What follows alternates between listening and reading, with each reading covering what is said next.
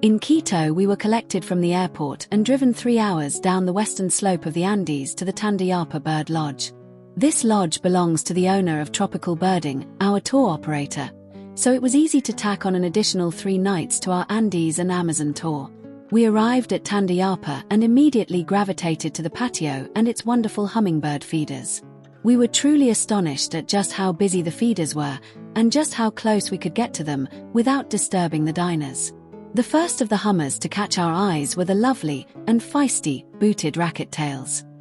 Both sexes have the fluffy white thighs, giving them the booted epithet, but only the males have the long tail streamers ending in spatulate feathers called rackets.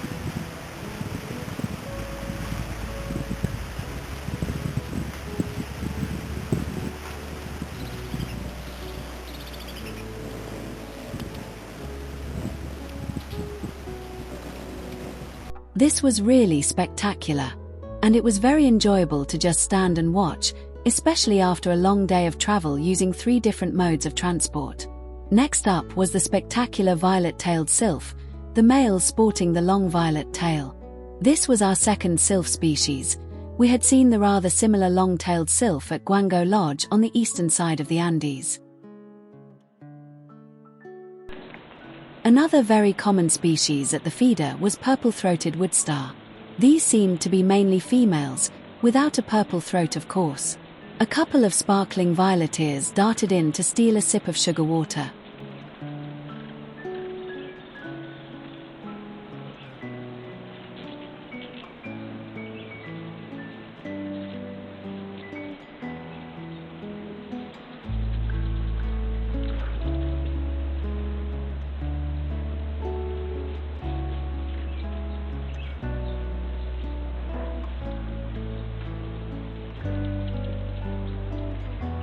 In the trees surrounding the feeders we found buff-tailed coronets.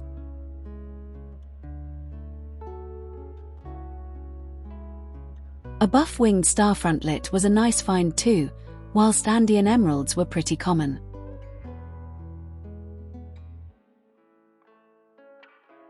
You can see how sparkling violeteer got its name. It is really beautiful. Another violeteer, the brown violeteer, was perhaps not quite so striking but had a subtle charm. Tandayapa overlooks a mountain valley which we would take the opportunity to explore a little, using the lodge's trails. That would be tomorrow, time for supper and a good night's sleep. After we had worked on identifying those hummers, that is. The next morning we headed off on one of the trails. We'd been told there was a fairly easily seen antbird down there, and we were always keen for those. Indeed there was. An immaculate antbird was foraging around what looked like a compost bin.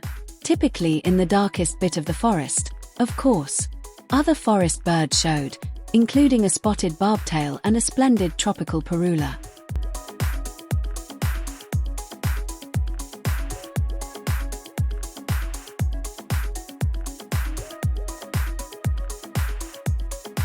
Back at the lodge for lunch, we could not stay away from those hummingbird feeders. The stunning little western emerald was new for us here.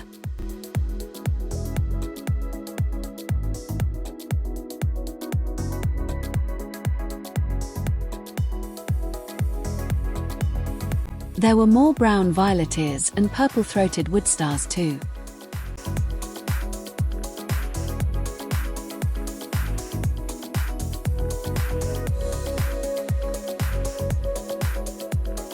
And of course booted racket-tails.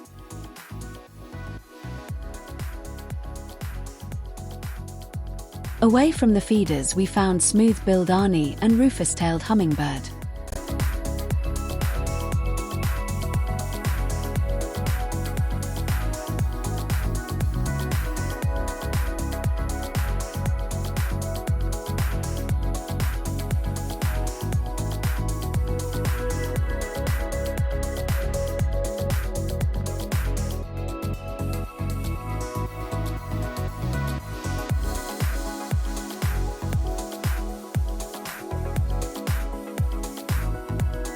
Purple-bibbed white-tip, so named for the white tips of the central feathers of the tail, were new for us here.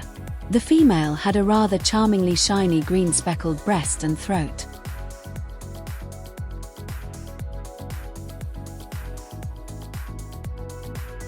Fawn-breasted brilliants were another new species and pretty numerous around the feeders. The males have the small colorful patch on the throat, which is pink in some lights.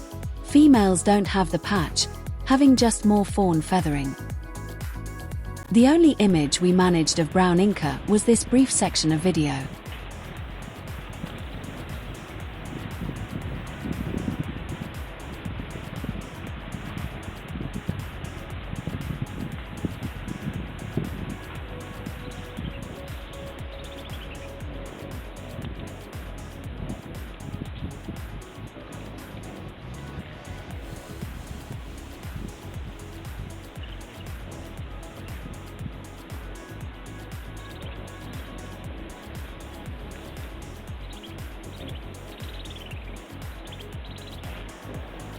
It was interesting to note just how much bigger fawn-breasted brilliant is compared to booted racket-tails.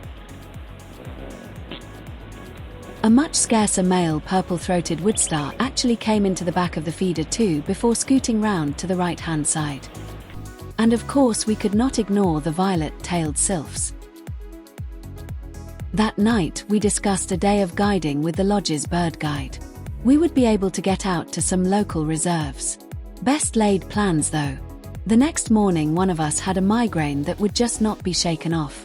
The whole trip was spent sleeping in the car. It would have taken too long to head back to the lodge, so the birding carried on. We both did manage to get views of a skulking brown woodrail though. We headed to the Rio Silence and Milpi reserves, finding montane woodcreeper, broad-billed martmart and purple-chested hummingbird amongst others.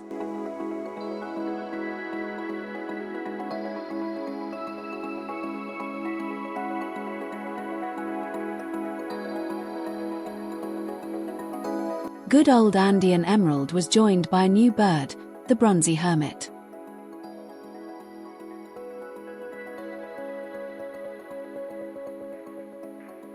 Out on the Mondo Road, a Pacific parrotlet posed nicely. We both managed to get a view of that one. This collared aracari was a nice find. Back then it was known as pale-mandibled aracari. Rufous-tailed jacamar also popped up here.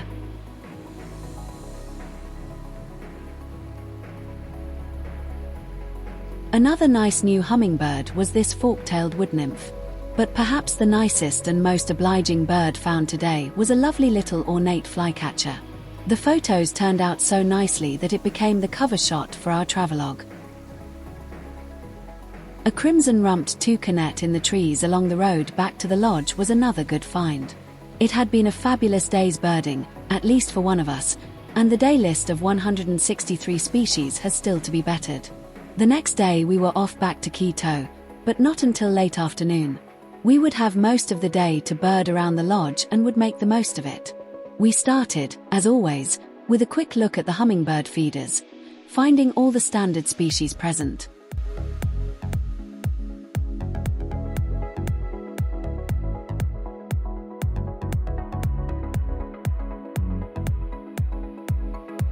Taking to the trails, we found golden-naped tanagers looking smart in the morning sunshine.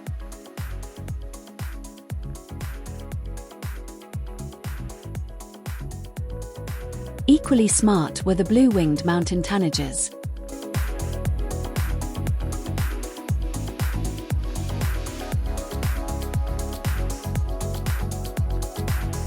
We were also very pleased to find a pair of masked trogons, the male with a dark head and iridescent green back, the female had an all-brown head and back.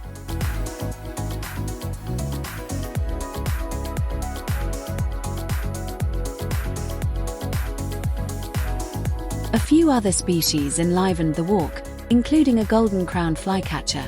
We had last seen this species at Gonzalo Diaz de Pineda on the eastern slope.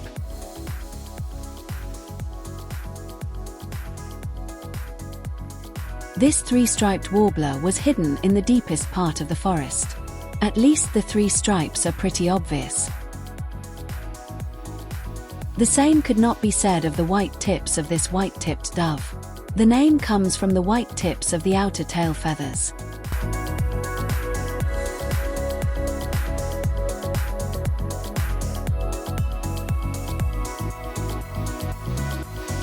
Smoke-colored peewee was another new bird for the last day. We were still adding to the trip list even as our last day was going past all too quickly.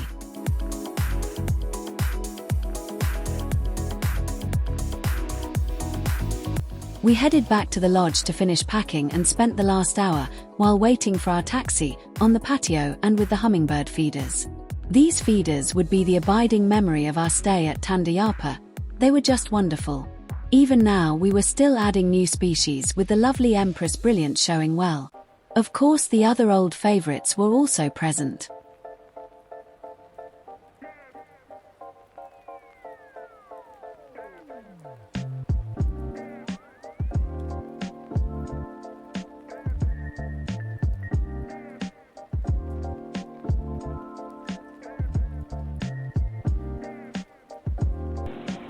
So we had a last watch at the feeders. It was very relaxing.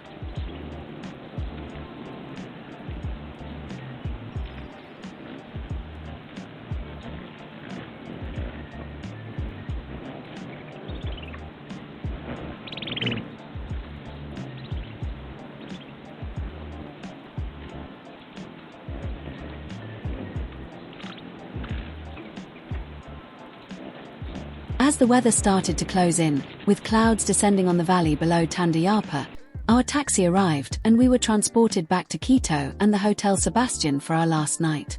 We'd fly back to Montreal in the morning. It had been a fabulous trip, and our trip total of 646 species remains the highest total we have ever managed in a single holiday. That is of course a testament to the biodiversity of Ecuador and its over 1,600 bird species. Maybe one day we will try for more of them.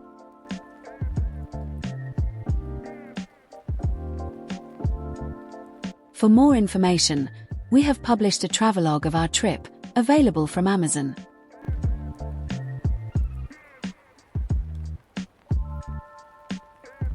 Our most recent trip was to Kenya. Travelogues are on Amazon and our video series is on our channel.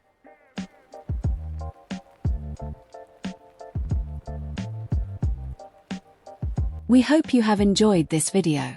Don't forget to like and subscribe to our channel for other videos in the Ecuador series and our other birding videos from around the world.